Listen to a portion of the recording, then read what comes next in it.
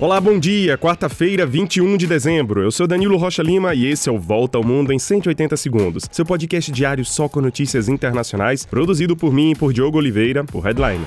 Começamos o dia com notícias de Volodymyr Zelensky. O presidente ucraniano é esperado hoje em Washington, nos Estados Unidos, para sua primeira viagem internacional desde o início da guerra. A visita já é histórica em meio a uma guerra contra a Rússia que já dura 300 dias. Zelensky vai se encontrar na Casa Branca com o presidente Joe Biden e também vai se dirigir ao Congresso americano. Os Estados Unidos têm sido o apoio mais importante à Ucrânia nesse conflito e o Congresso deve ir mais longe e anunciar hoje uma ajuda financeira de mais de 230 bilhões de reais. Os Estados Unidos também vão enviar uma bateria de mísseis de última geração, já que a Ucrânia pede mais ajuda militar para combater os mísseis russos. Enquanto isso, a Rússia vai apresentar hoje um balanço da guerra que o presidente Vladimir Putin chama de Operação Militar Especial. Putin também vai publicar o seu planejamento militar para o ano de 2023. Olha, no Afeganistão, as autoridades dos talibãs decidiram proibir que as mulheres afegãs frequentem as universidades. Os talibãs já proibiam as jovens a terem acesso ao ensino secundário desde a volta ao poder no ano passado. Essa decisão de restringir ainda mais a liberdade das mulheres do país está sendo alvo de críticas em todo o mundo. Por exemplo, o secretário-geral da ONU, Antônio Guterres, disse estar profundamente alarmado e pediu que os talibãs assegurem a liberdade de educação das mulheres em todas as idades. Até mesmo o vizinho Paquistão tem criticado a medida.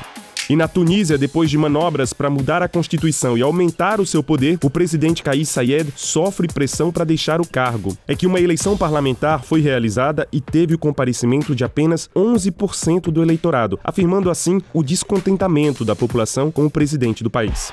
E no Peru, em meio à crise política e manifestações violentas, o parlamento aprovou a medida para adiantar a eleição presidencial para abril de 2024. Enquanto isso, por causa do apoio do México ao presidente destituído Pedro Castillo, uma crise diplomática entre os dois países começa a crescer.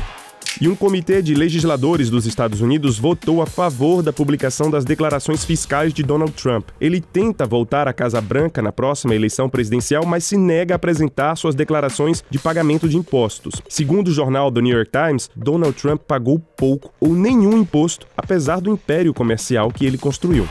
Olha, e depois de organizar uma enquete na sua rede social, Elon Musk diz que vai seguir a vontade da maioria dos votantes e deixar o cargo de diretor executivo do Twitter. Mas ele diz que isso somente vai acontecer quando encontrar alguém, abre aspas, tolo o suficiente para assumir o cargo. E é isso, eu fico por aqui para mais essa volta ao mundo em 180 segundos. Compartilhe nos seus grupos de mensagens o nosso podcast e confira o nosso conteúdo em headline.com.br. Um grande abraço para você, um excelente dia e até mais!